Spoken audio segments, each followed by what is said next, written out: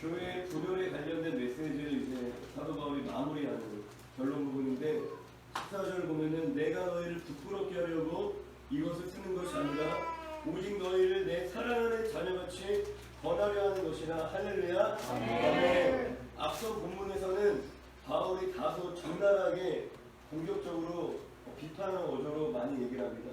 십자가의 도가 멸망당하는 자들에게는 미련한 것이요 막 얘기하고 세상의 약한 것들을 택하사 강한 것들을 부끄럽게 하려 하시며 뭐 그런 얘기를 하죠. 아무 육체도 하나님 앞에 자랑하지 못하게 하려 하심이라. 누가 너를 남달리 구별하였느냐 막 찌르면서 얘기를 합니다. 그런데 마무리하면서는 아버지가 자녀에게 말하듯이 따뜻한 어조로 말을 합니다. 이야기한 것처럼 너희들을 수치스럽게 하려고 부끄럽게 하려고 이거 쓰는 게 아니다. 너희를 사랑하는 자녀같이 권하려 하는 것이다. 이 권하려 한다라는 이 단어도 아버지가 자녀를 훈계한다라는 그런 의미입니다. 15절을 보면은 그리스도 안에서 일만 스승이 있으되 아버지는 많지 아니하니 그리스도 예수 안에서 내가 복음으로 너희를 낳았습니다. 할렐루야. 그리고 직접적으로 자신이 너희들의 고린도 교회의 영적인 아비다라고 그렇게 얘기를 합니다. 실제로 고린도 교회는 사도행전 18장을 보면은 바울의 복음전도 사역을 통해서 바울을 통해서 복음을 듣고 세워진 교회가 고린도 교회입니다. 실제로 바울이 영적인 아비와 같이 그들을 복음으로 낳고 기르는 사역들을 감당했던 것이죠. 또한 당시 고린도 교회 안에 스승이라고 불리던 자들이 있었는데 그들로 인하여서 교회가 분열이 되었던 것입니다. 할렐루야. 자신의 가르침을 따르는 사람이 많아지니까 그들이 교만해져서 교회의 권위와 질서를 무시하고 단을 짓고 그로 인하여서 교회가 분열되는 어려움을 겪었습니다. 그래서 바울이 그들과 자신을 구별하는 거예요. 그들은 스승이다. 하지만 나는 아비이다라고 바울이 얘기를 하는 것입니다. 할렐루야. 혹시 물이 있으면은 저 지금 움직이고 있어요.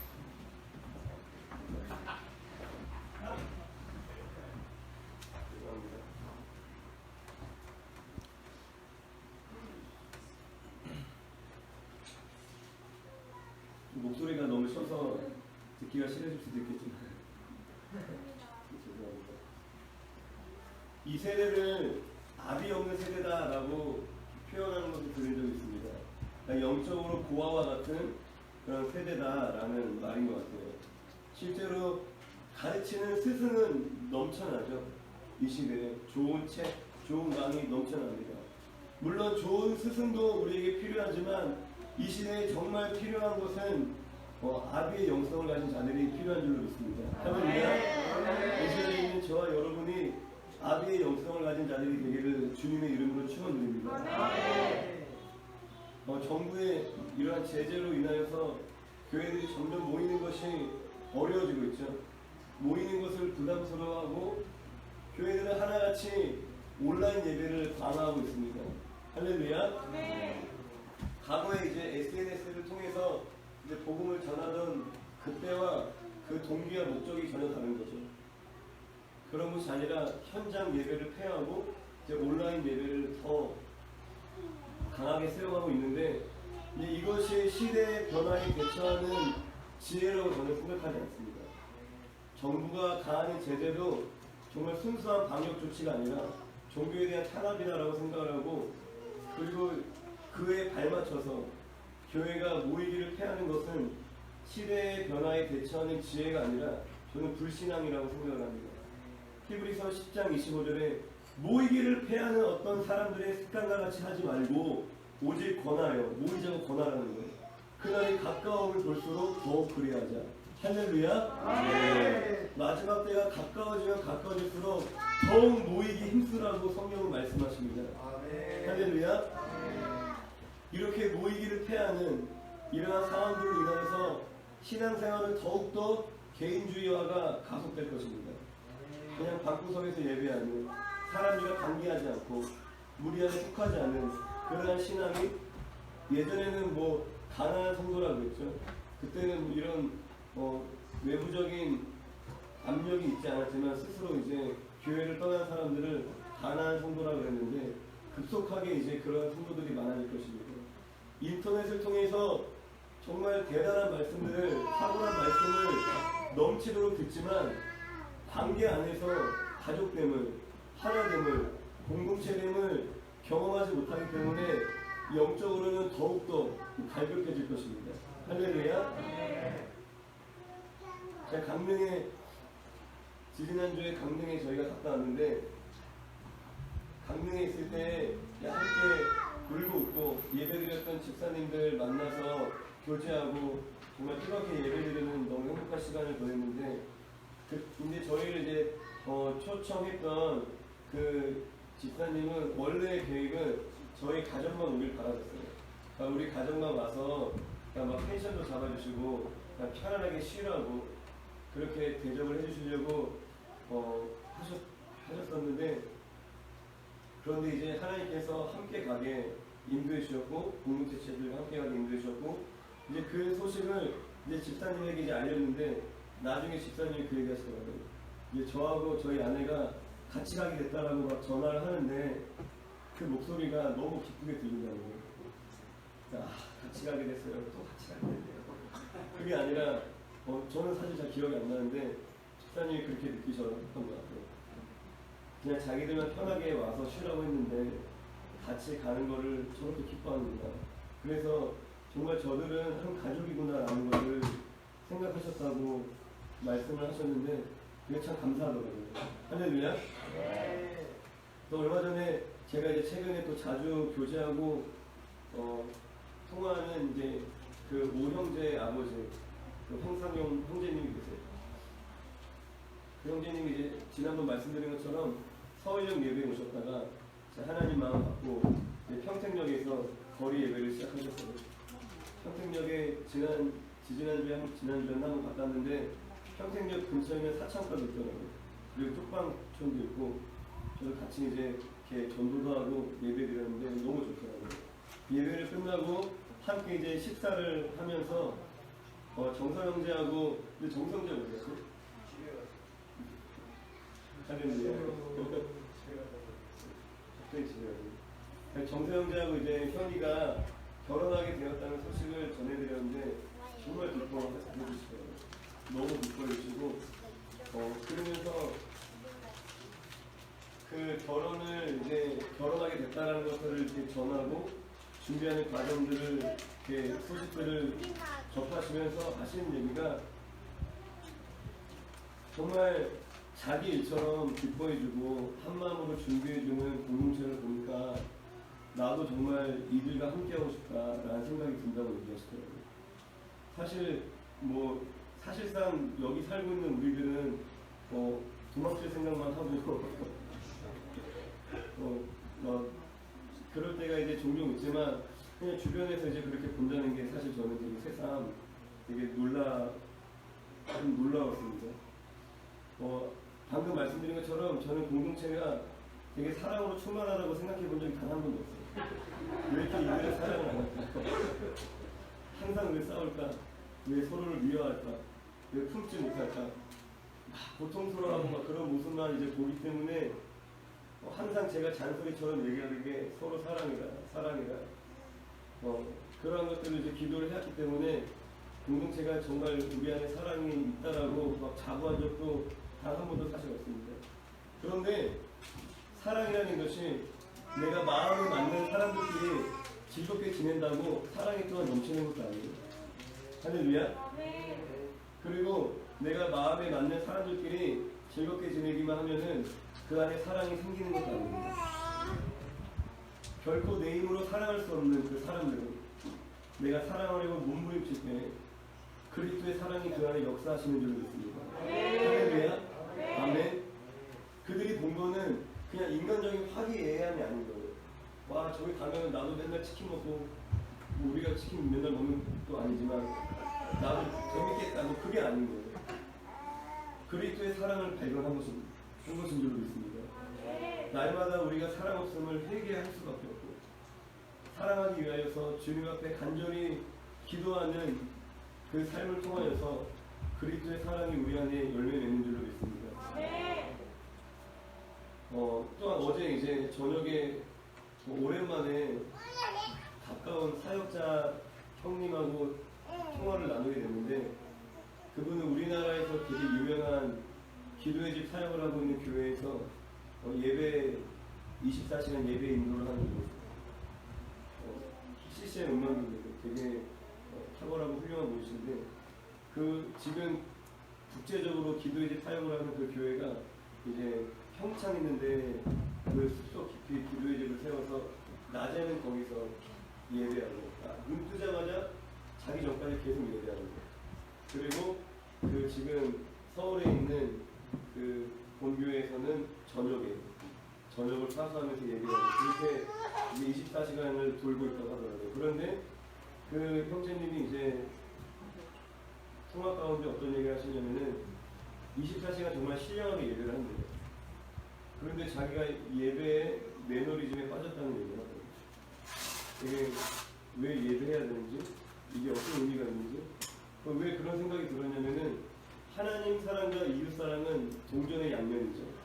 결코 분리될 수 있는 것이 아닌데, 하나님을 깊이 예배한다라는 그곳에서 그냥 그곳이 그렇다라고 이제 판단하는 것이 아니라 그 형제님의 그냥 말을 우기는 거예요. 서로에 대한 사랑이 안 느껴진다는 거예요. 하나님을 정말 신령하게 마음을 다해 예배한다는 그곳에서 지체간에 서로 간에 사랑이 느껴지지 않아서 뭔가 혼란스럽고 고민이 든다 라고 이제 고백을 하시더라고요. 어쨌든 그 형제님과 이제 거의 1시간 넘게 통화하면서 또 우리 안에 또 제가 살아가는 얘기들도 이렇게 나눠드렸는데, 그 형님이 그러시더라고요. 공동체라는 환경이 정말 힘든 곳이지만 그것이 맞는 것 같다. 그리고 공동체라는 것이 정말 필요한 것 같다라고 말씀을 해주신 거예요. 그러니까 그 형님은 지금 사랑이라는 것에 되게 깊이 고민하고 묵상하고 있는데 그것을 발견을 했다라고 얘기하거든요. 자기 묵상을 그 교회에 같이 사역하는 지체에게 나눴는데, 그런 교회가 있을까요? 그러게 내가 세워야 되나 막 그런 농담을 하고 낮에 얘기를 했다는데, 그냥 이건 뭐 자랑이 아니라 그냥 그분이 그 형님이 얘기하시더라고요. 지금 다시 가서 얘기해줘야겠다. 그런 게 있다. 할렐루야. 네. 저도 뭐 동의하지 않아요.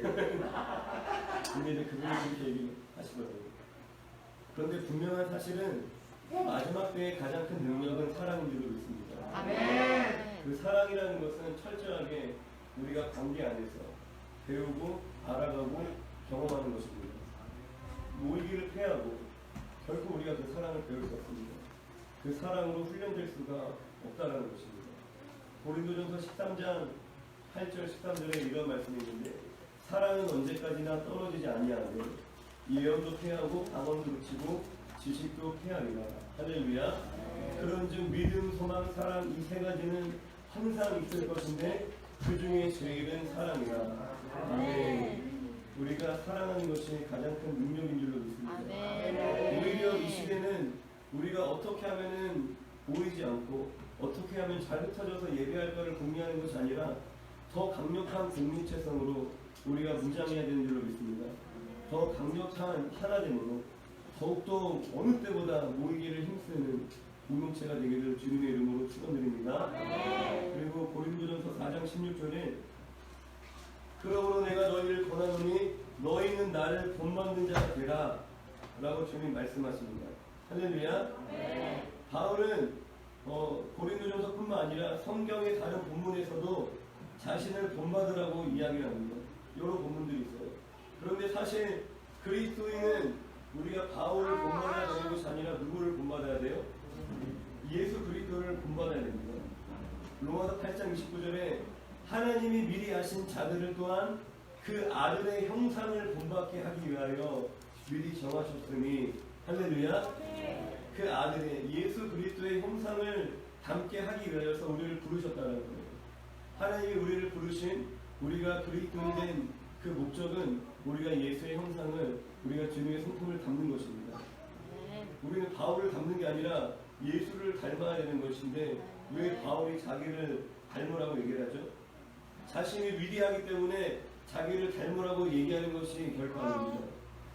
바울은 4장 11절 13절의 말씀처럼 자신과 같이 주를 위하여 고난받으라 라고 얘기를 하고 있는 것입니다. 할렐루야. 나를 본받으라 라고 얘기하는 것은 나와 같이 주를 위하여서 고난받으라 라고 바울이 자신의 자녀와 같은 성도들에게 권면하고 있는 것입니다. 할렐루야. 그리고 17절에 이를 위하여 자신의 영적 아들인 디모데를 보낸다라고 약속을 합니다. 디모데가 가서 그 바울의 가르침을 생각나게 할 것이다 라고 바울이 얘기를 하고 있습니다. 고린도 전서보다는 나중에 쓰여졌지만 바울이 디모데에게 보낸 편지를 보면은 바울이 디모데에게 가르치고 강조하는 것이 잘 나타나고 있죠. 할렐루야. 우리가 디모데전서 3장을 같이 한번 찾아봅시다.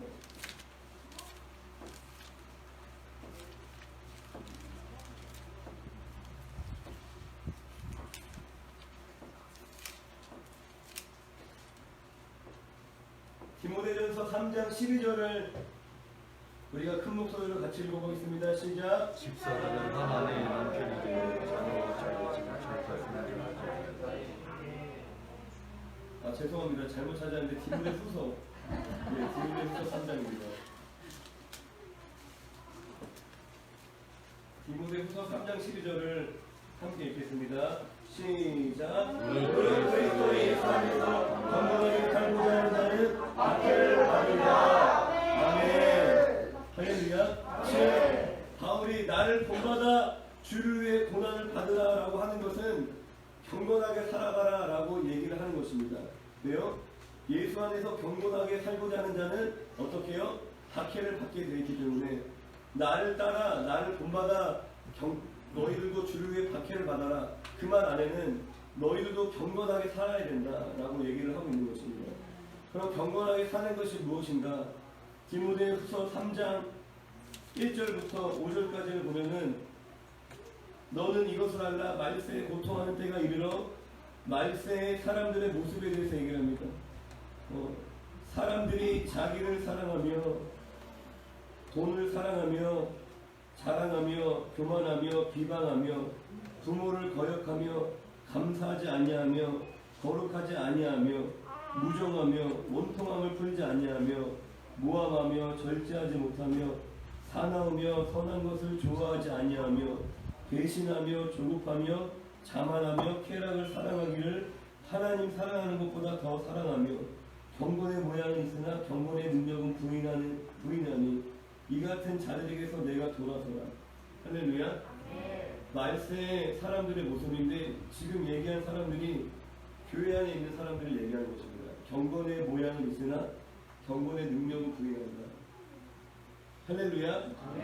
그러니까 은혜는 받았으나 자기를 부인하지 않는 육체를 따라 살아가는 사람들의 모습을 얘기하는 겁니다. 이 말세에 은혜는 받았어요. 예수를 믿는다라고 나의 구주로 고백했지만 여전히 자신을 부인하지 않고 자신의 육체를 따라 하나님보다 자기 자신을 더 사랑하고 하나님보다 돈을 더 사랑하고 어떻게든 돈을 벌 궁리를 하고 할렐루야. 교만하여서 자기를 자랑하고 자기가 잘난 줄 알고 항상 다른 사람을 비방하고 판단하며 부모를 거역하고 감사하기보다 불평하는 자기의 필요에 따라 입장에 따라 사람을 배신하고 사람을 떠나고 조급해하고 자만하는 하나님보다 쾌락을 더 사랑하는 열심히 예배드리고 헌금도 하고 말씀도 묵상합니다. 그러나 경건의 모양은 있으나 경건의 능력이 없는 할렐루야. 그러한 그들에게서 어떻게 하래요? 내가 돌아서라 라고 말씀하십니다. 7절에 보면은 이들은 항상 배우나 끝내 지식에 이를 수 없다라고 말씀을 하십니다. 오랫동안 교회를 다니면서 항상 배워요. 하지만 자기를 부인하지 않는 이들은 즉 돈을 사랑하는 마음을 부인하지 않고 자기를 드러내고 싶은 마음을 부인하지 않고 누구를 비방하고 싶을 때 부인하지 않고 부모를 거역하고 싶을 때 부인하지 않고 불평 불만이 생길 때 부인하지 않는다면 아무리 많이 배워도 결국 진리를 깨닫지 못한다. 그 말은 뭐냐면은 하나님의 사랑을 알지 못한다라는 것입니다. 할렐루야. 은혜는 값없이 받습니다. 아무 자격 없는 우리들을 하나님이 택하셔서 교회로 인도하셨습니다. 그리고 그냥 욕도 모르고 찬양하다 눈물도 나고 하나님 말씀 드리면서 깨달음도 얻어요. 그런데 중요한 것은 이제 그 이후부터 우리는 자신을 부인하며 주님을 따라 살아가야 되는데 여전히 자신의 욕구대로 자신의 생각과 감정대로 자신의 육체를 따라 살아가는 이들은 결국 하나님의 사랑을 알지 못한다는 것입니다. 그런데 경건하게 살아야 된다라고 바울이 얘기하며 디모데에게 권면하는 것은 뭐냐면은 너가 그런 사람들에게서 돌아서라 라고 얘기를 합니다. 할렐루야. 우리의 믿음이 바로 서기 위해서는 먼저 우리 관계를 새롭게 해야 된다는 것입니다. 따라합시다. 관계가 바뀌어야 삶이 바뀐다. 관계가 바뀌어야 삶이 바뀐다. 할렐루야.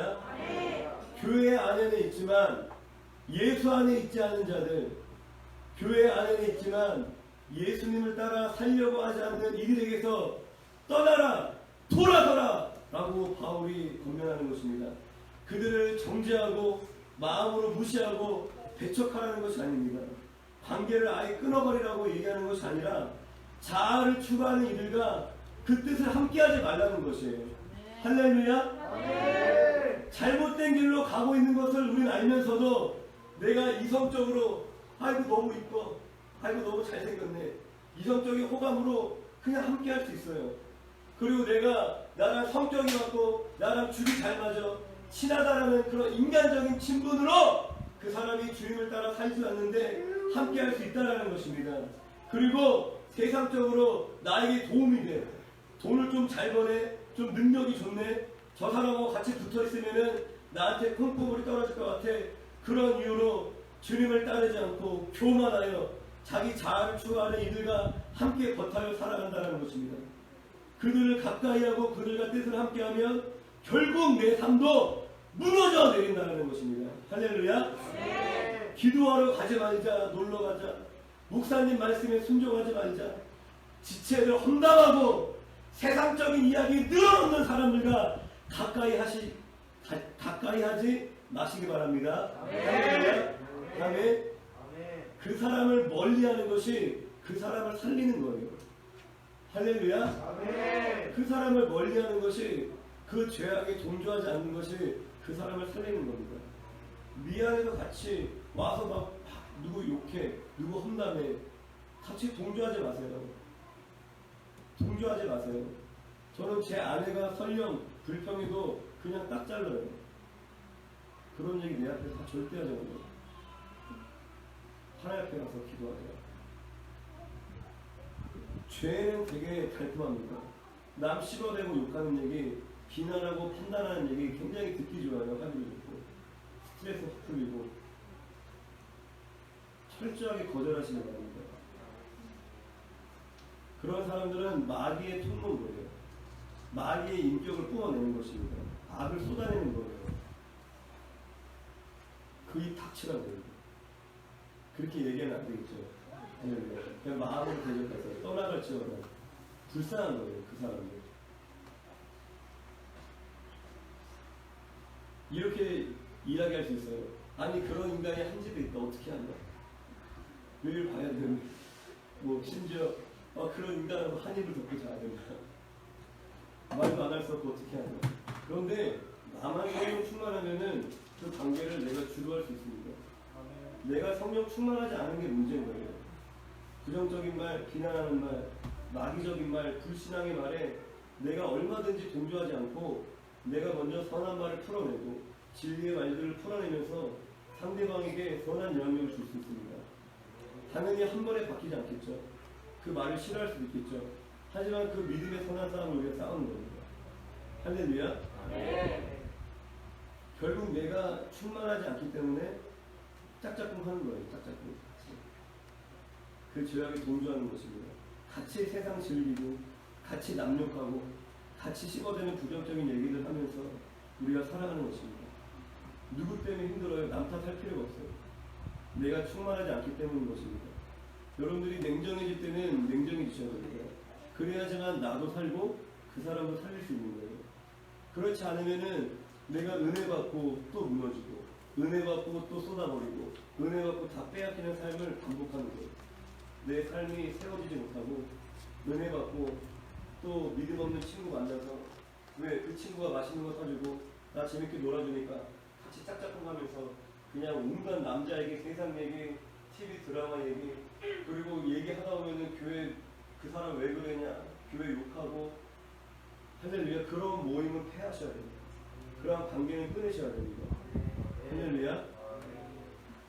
그러니까 제가 얘기했죠. 그 사람을 배척하라는 게 아닙니다. 정죄하라는 게 아닙니다. 끝까지 함께 해요. 끝까지 함께 합니다. 하지만 기도하는 거.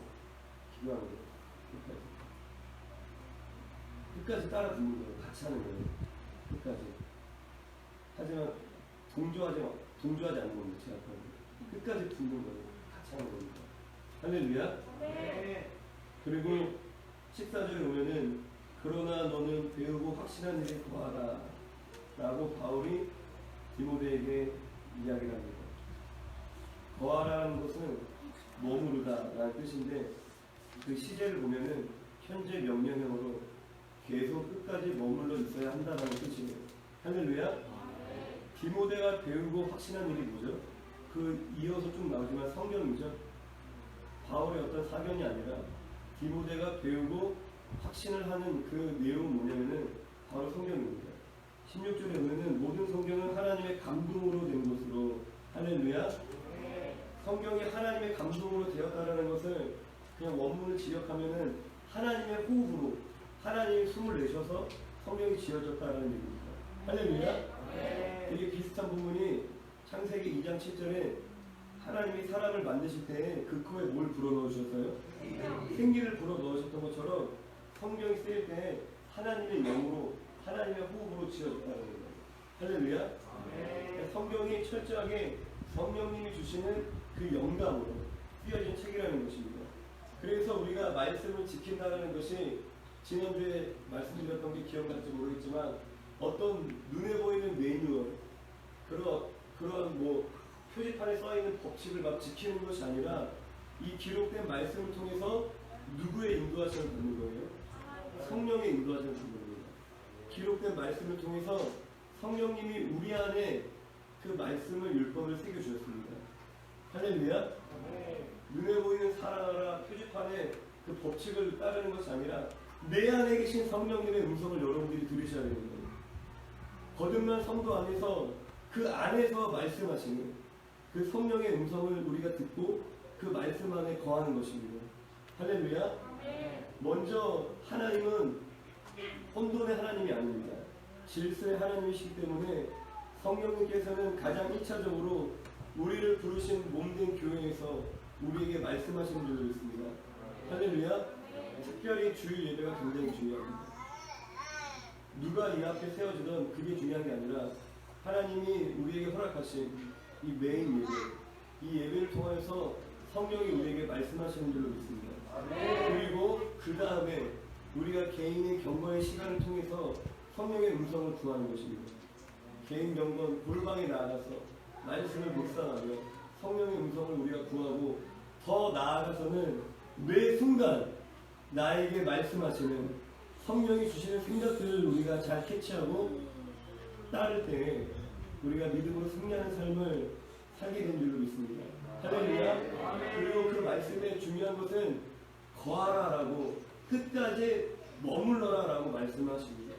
하나님이 여러분들에게 주신 감동에 여러분들이 끝까지 인내하고 그걸 지켜내셔야 됩니다.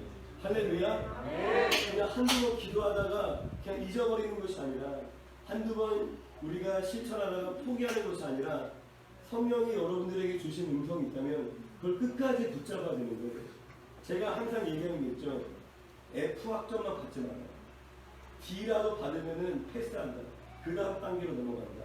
할렐루야. 그런데 되게 극단적으로 A를 받으려고 하다가 A가 안 돼. 아예 그냥 다 때려치고 F 받고. 그렇게 하면 안 되는 거예요. 내가 A를 못 받을지언정 D라도 받고 통과해야 되는 거예요. 그런데 많은 경우에 그냥 포기해버리는 거예요. 그냥 놔버리는 거예요. 끝까지 여러분들이 싸우셔야 됩니다. 할렐루야. 누가복음 8장 15절에는 좋은 땅에 있다는 것은 착하고 좋은 마음으로 말씀을 듣고 지키어 인내로 결실하는 자니라 라고 말씀하십니다. 할렐루야. 이 밭의 비유가 다른 복음서에도 나오죠. 그런데 마가복음에는 그냥 좋은 땅에 떨어지며 결실하였다 이렇게만 설명을 해요. 그 열매를 맺는 좋은 땅이 뭔지를 설명하지 않습니다. 그런데 누가복음에서 자세히 설명하죠. 말씀을 듣고 지키어 인내로 결실하는 것입니다. 여러분들이 인내하셔야 돼요. 그 말씀을 붙잡고 늘어지셔야 됩니다. 주님이 여러분들에게 말을 아끼라 라고 얘기를 하셨으면 끝까지 말을 아끼려고 힘쓰는 거예요. 어느 순간 나도 모르게 막 쏟아져 나올 때가 있잖아요. 그걸 포기하지 마세요. 다시 할렐루야. 우리가 완벽하게 살려고 하기보다 다시 일어나려고 해야 돼요. 내가 넘어질 수밖에 없다는 것을 항상 염두하고 내가 넘어지고 그 자괴감에 스스로 사로잡혀서 우리가 깊은 수렁으로 빠지잖아요. 그게 아니라 내가 자꾸 다시 오뚜기처럼 일어나는 훈련을 해야 됩니다. 하나님께서 누구를 미워하지 말라라고 하시면은 자꾸 미워하는 마음이 들어서 끝까지 미워하지 않으려고 몸부림치는 거예요. 겸손하라. 끝까지 겸손하려고. 남편에게 순종하라. 끝까지 계속 거듭 실패할 수밖에 없어요. 실패했다고 슬퍼할 필요가 없는 거예요. 어차피 우리는 실패할 수밖에 없어요. 하지만 끝까지 포기하지 않고 아내를 사랑하라. 끝까지 있는 모습 그대로 아내의 부족함과 연약함을 볼 때 뭐라고 정죄하고 판단하고 그런 것이 아니라 끝까지 그거를 참고 살아가려고 애를 쓰는 거예요. 날마다 실패하지만 또다시 할렐루야. 하나님이 어느 곳에 있으라 하면은 어떤 사명을 감당을 하면은 끝까지 하는 거예요. 내가 한 달 까먹었네. 다시 끝까지. 할렐루야. 우리 산할아버지 밥 갖다 드리다가 요새 못 갖다 드리고 있죠. 할렐루야. 계속 그냥 저는 이제 보고 있어요. 언제 다시 시작하나. 산할아버지 밥을 열심히 갖다 드리다가 이제 한동안 안 갖다 드리는 것 같은데 근데 다시 하면 돼요. 생각이 나면 오늘부터 다시 하는 거예요. 다시. 할렐루야. 끝까지 포기하지 않고. 할렐루야. 아멘. 우리가 이렇게 자기 자신을 제약 가운데, 제약된 관계 가운데 구별하고 성령이 주시는 음성을 따라 경건하게 살고자 하는 이들은 반드시 고난이 따르는 줄로 믿습니다. 성경의 약속처럼 무릇 그리스도 예수 안에서 경건하게 살고자 하는 자는 박해를 받으리라. 할렐루야. 아멘. 반드시 박해를 당할 줄로 믿습니다. 그런데 왜 고난을 받으라고 하는 걸까? 우리가 고린도후서 4장 말씀을 같이 한번 읽어봅시다. 고린도후서 4장 7절에서 12절까지. 고린도후서 4장 7절에서 12절까지 함께 읽습니다. 7절에서 12절 시작. 우리가 이 교회를 진그릇에 가졌으니 이는 심히 큰 능력은 하나님께 있고 우리에게 있지 아니함을 알게 하려 함이라. 우리가 사업으로 물상을 당하여도 쌓이지 아니하며 답답함을 당하여도 낙심하지 아니하며 박해를 받아도 버림받지 아니하며 독도를 당하여도 망하지 아니하고 우리가 항상 예수의 죽음을 몸에 짊어지니 예수의 생명과 우리 몸에 나타나게 하려 함이라. 우리 살아있는 자가 항상 예수를 위하여 죽음에 넘겨주는 예수의 생명이 또한 우리 죽을 육체에 나타나게 하려 합니다. 그러니 사망은 우리 안에서 역사하고 생명은 우리 안에서 역사하니라. 아멘. 할렐루야. 아멘. 우리가 주를 위하여서 우리가 고난에 참여하는 고난받는 그 이유는 예수의 생명이 내 안에 나타나게 하기 위함인 줄로 믿습니다. 할렐루야. 저와 여러분이 주를 위하여 고난받을 때, 고난당할 때, 그때 그 예수의 형상이, 예수의 능력이, 예수의 생명이 우리의 죽을 이 썩을 육체에 나타나는 줄로 믿습니다. 골로새서 1장 24절에 나는 이제 너희를 위하여 받는 괴로움을 기뻐하고 그리스도의 남은 고난을 그의 몸된 교회를 위하여 내 육체에 채우노라 라고 바울이 고백합니다. 예수님을 나의 구원자로 고백하는 하나님의 성도는 이제 그리스도의 남은 고난을 그의 몸된 교회를 위하여서 우리의 육체에 채우며 살아가는 삶인 줄로 믿습니다. 부귀영화 누리며 호의호식하고 더 잘 먹고 더 잘 살고 더 잘 입고 더 많은 것들을 누리려고 쌓아 올라가는 삶이 아니라 그리스도의 남은 고난을 내 육체에 채우며 예수의 생명이 내 안에 나타남을 간절히 구하며 살아가는 삶이 성도의 삶인 줄로 믿습니다. 할렐루야. 그것이 진정한 성도의 삶인 것입니다. 바울이 주를 위하여서 이렇게 기꺼이 고난을 받으며 살아갔던 이유도 한 가지인 거예요. 예수의 생명, 오직 예수, 그 하나님의 놀라운 사랑이 자신을 통해서 나타나기를, 이 잃어버린 영혼, 소망 없는 영혼, 죽음이 죽음인지도 모르고 심판이 자신 앞에 놓인지도 모르며 인생의 목적도 없이 뜻도 없이 소망도 없이 살아가는 그들에게 오직 이들을 살리는 것은 예수의 생명인데, 오직 이들을 살리는 것은 돈도 아니고 명예도 아니고 나의 능력도 아니라 예수의 생명인데, 이 예수의 생명이 나타날 수 있는 유일한 길이 내가 그리스도의 고난에 참여하는 것이기 때문에 바울은 기꺼이 고난받기를 주저하지 않고, 고난받기를 피하지 않고, 고난받기를 두려워하지 않고 오히려 스스로 자발적으로 그리스도의 고난에 참여하여 예수의 생명이 역사하기를 간절히 소망한 줄로 믿습니다. 할렐루야. 예수를 사랑하십니까? 하나님의 나라를 갈망하십니까? 잃어버린 영혼이 주님께 돌아오기를 간절히 바라십니까? 고난받지 않고서는 다 말도 안 되는 얘기라는 거예요. 그러면서 나는 고난받기 싫다, 나는 손해보기 싫다, 나는 피곤해지기 싫다, 나는 편안하고 싶다, 나는 즐기고 싶다, 헛소리 하지 마세요. 그러면서 하나님 나라를 꿈꿔, 그러면서 영혼을 위해 살아가, 그렇게 고상하게 세련되게, 모르겠어요. 저는 그런 거 본 적이 없어요.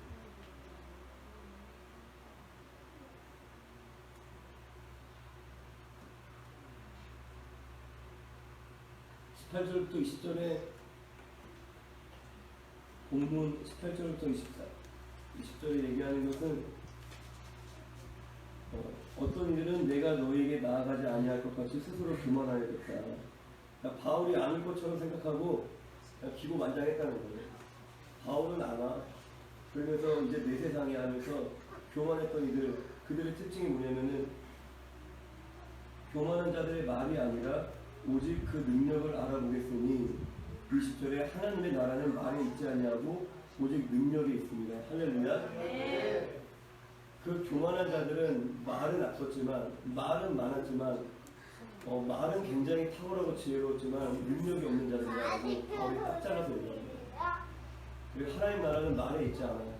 능력이 있다라고 그냥 세게를 보는 거죠. 그 능력이 무슨 능력이에요? 인간적인 능력입니까? 사람의 탁월함이에요? 내가 찬양 잘하고 지식 많고 그런 능력 얘기하는 거예요?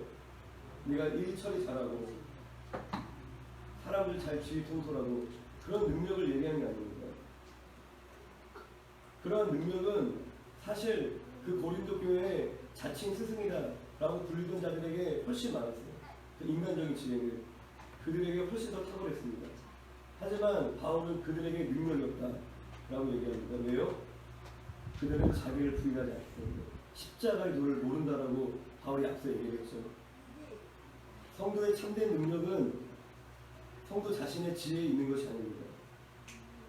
여러분들의 능력에 있는 것이 아니라 여러분들이 그리스도의 고난에 참여할 때, 오직 그리스도의 고난에 참여할 때 나타나는 예수 생명의 능력, 그것이 성도의 능력인 줄로 믿습니다. 할렐루야. 아멘. 마지막으로 공동체 생활 우리가 이제 같이 하면서 정말 이게 뭐가 뭔지 모르면서 살아가지만 그냥 지체들이 뭔가 하나님 앞에 막 기도하고 하나님께서 가까이 가려고 그러고 자신의 삶을 주님께 드리고 변화시키려고 하는 모습을 보면은 참 되게 신기한 것 같아요. 되게 감사하고.